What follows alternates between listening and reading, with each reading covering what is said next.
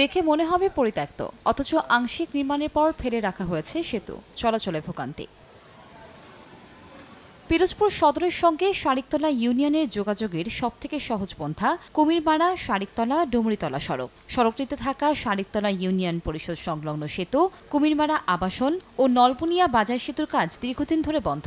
ঠিকাদার বছরের পর বছর কাজ ফেলে রাখায় ভোগান্তিতে 10 গ্রামের প্রায় অর্ধ লাখ মানুষ। তাদের অভিযোগ, আওয়ামী লীগের প্রভাবশালী নেতা হওয়ায় কাজ শেষ না করে ক্ষমতার অপব্যবহার করে টাকা উঠিয়ে নিয়েছেন ঠিকাদার। প্রায় 3 বছর হয়ে গেল এই করতেছি এরকম করতে করতে টাকা উঠাই নিয়ে এইভাবে ফেলাই রাখছে।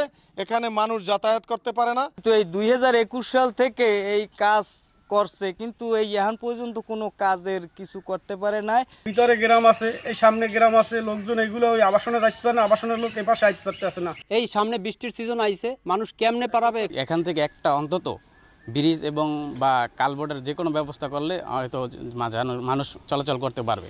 তবে ঊর্ধ্বতন কর্তৃপক্ষের সঙ্গে আলোচনা করে সেতুগুলোর কাজ শেষ করার চেষ্টা চলছে বলে জানালেন এলজিইডির নির্বাহী প্রকৌশলী। কথা বলতেছি আমাদের ঊর্ধ্বতন কর্তৃপক্ষের কাছে যে তারা এই কাজগুলো সম্পন্ন করার জন্য তারা যদি সেখান থেকে আমাদেরকে সাপোর্ট দেয়, আমরা খুব দ্রুত ওই ঠিকাদারের মাধ্যমে আবার সেই কাজগুলো আবার শুরু করে শেষ করে মানুষের দুর্ভোগটা আসলে শেষ করার চেষ্টা করতেছি।